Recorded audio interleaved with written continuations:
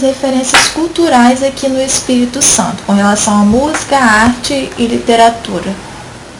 Olha, em relação à música, são os nossos clássicos, né? São os Sampaios, né? Então, basicamente, Sampaio e o Roberto Carlos, por ele ser um referencial muito importante para a nossa cidade, tá certo?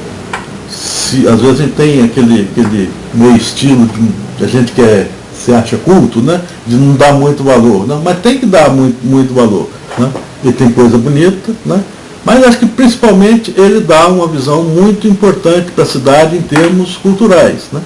E o Sérgio Sampaio e o Raul Sampaio, que são realmente lá no alto também, né? Na literatura, eu sou um homem de crônica, tá certo? Eu não vou no romance até o fim, tá certo? Acho que é muita história e poderia ser mais resumido. Um conto eu arrisco, mas romance, honestamente, eu acho um pouquinho de excesso, pela quantidade de coisa que tem para ler também, né? Mas, basicamente, na literatura, seria a crônica, na qual o Cachoeiro tem grandes cronistas, né? Tem esse livro que eu passei para vocês, né? Com muitos cronistas, a história inteira, a gente eu tenho acesso a alguns jornais do início do século passado, né? O Cachoeirano, né? O Correio do Sul, né? Então a gente vê que a nossa cidade é rica em cronista. Provavelmente seguindo o caminho que o Rubem Braga seguiu, né? Que ele é um cara exclusivamente cronista, com umas 15, 20, 30 poesias, né? Bonitas, mas 15, 20 ou 30, né? Então lá eu fico. Parece que está falando nas referências culturais. Na literatura cachoeirense é a crônica e também a história, que eu sou apaixonado pela história de Cachoeiro, pela história do sul do estado, né? Então tem Antônio Marins, que é um autor de 1919, parece que o livro dele, 18, 19, né? E mais algumas outras obras que eu tenho e vou juntando e me dão muito prazer e servem muito de referência para mim quando você me pede quais são as referências culturais, porque história para mim também é cultura. Isso, eu acho que é importante que a cidade tenha não uma pessoa, mas pessoas, né, com coragem suficiente para enfrentar determinados problemas, porque se todo mundo ficar calado, né, fica um deserto e todo mundo fica achando que está fazendo certo. Às vezes, as pessoas que podiam dar direcionar a contribuição dele melhor, né, se ninguém fala, ele continua fazendo errado. E nem todo mundo faz a coisa errada porque quer fazer errado, não. Se você não tiver um feedback, se não tiver uma resposta, né, então eu acho que, de certa forma, eu sou uma das pessoas que dão essa resposta. Sendo ocupante de uma das cadeiras da Academia Cachoeirense de Letras, qual o seu ponto de vista sobre a literatura capixaba que vem sendo produzida?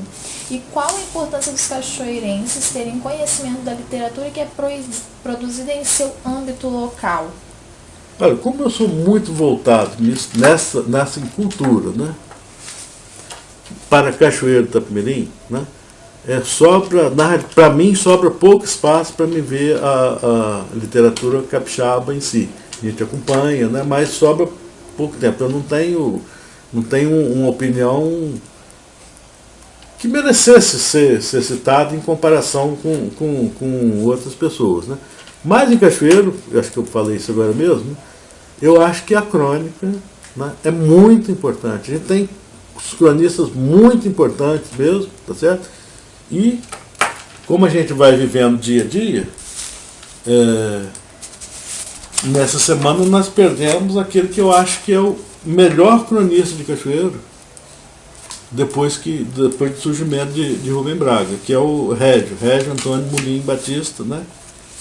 Que eu publiquei na minha página essa semana, uma crônica dele de 1971 e uma carta que ele mandou em 1991. A carta é uma crônica, né?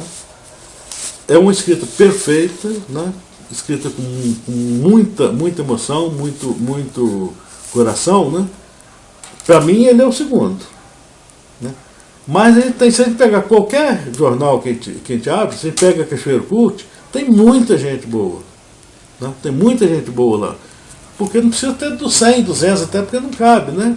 Mas eu diria que hoje você teria uns 20 ou 30 ou 40 cronistas que são muito bons, e alguns não são melhores porque tem um pouquinho de preguiça de escrever, né? Poetas, temos bem bons poetas também, né? Mas eu fico mais observo mais a crônica. Então a minha visão de homem de cultura, de homem de academia, né, é bem fixada na crônica. E, de certo modo, também, né, nas pesquisas, trabalho histórico, inclusive lá no São Camilo tem saído uns trabalhos muito legais de recuperação da história, né? Então, essa literatura também, né, principalmente saído lá de São Camilo, essa literatura também eu gosto muito. Para mim também é cultura. Para o senhor, qual a importância dos cachoeirenses terem conhecimento da literatura que é produzida aqui? Olha, eu acho isso fundamental. Quando eu fui secretário lá em 2000, eu de repente apareci e resolvi ser secretário, não, vim formando algumas ideias, né? Então, como a gente convive, eu e Maria Elvira, né, algumas coisas nossas funcionam junto. Então, quando ela diz que como é que você vai gostar da sua cidade se você não conhece ela, né? Isso aí nós chegamos junto, eu e ela chegamos juntos, né? E como eu sou político, né, quando o Antônio Palocci, né, que era um dos ministros do Lula, que infelizmente teve aquele monte de problemas, ele fez um bom governo em Ribeirão Preto. Então, no livro dele, que ele conta a experiência dele como prefeito em Ribeirão Preto, né, que é esse aqui, né? Esse livro é de 1998, né? Ele trouxe uma ideia, eu vi, estou falando 98, eu vou pular para 2000 quando eu fui secretário, né? Eu vi uma coisa muito interessante, que é essa resposta que precisa, na qual o olhar para a nossa cidade, né? E partiu dessa ideia. Só se pode gostar de uma cidade, de qualquer coisa, de qualquer pessoa, se a gente conhecer, né? Então está lá nesse livro, né? Maria Elvira falou no ônibus, né? Que levava os estudantes em uma série de lugares, na Casa dos Braga, no teatro, na ilha, na biblioteca, na Casa da Memória, né? Então, onde que eu aprendi? Eu aprendi isso. Que em 1998, 97, 96, tinha um ônibus lá em Ribeirão Preto, que o Antônio Palocci o prefeito enchia aquilo de estudante e ia correr. Aí as pessoas iam começar a conhecer, né? Então nós fizemos, era 100 crianças por dia que visitavam visitavam esses pontos turísticos culturais, né? Também, uma outra, tudo voltado para dentro para conhecer a cidade, né? Ninguém conhecia, e vou dizer o seguinte, hoje ninguém conhece, ou quase ninguém, a Casa Roberto Carlos, a Casa dos Braga, a Fábrica de Pica Centenária, né? E mais umas outras coisas. Esse veículo, esse ônibus, o nosso era um ônibus velho, né? Esse dava suporte para que as pessoas conhecessem Cachoeiro, e conhecendo no sentido de cultura, certo? Então, quando fala assim, o que tem, o que você vai levar? Não, a minha parte é essa, né? É escrever crônica e fazer esse trabalho cultural, incentivar esse trabalho cultural e fazer as pessoas, ajudar as pessoas a conhecerem a sua terra para poder gostar dela, né? Então a gente tem eu não sei se eu fugi da pergunta, né? Não. Mas se ficou para trás, nós vamos responder também.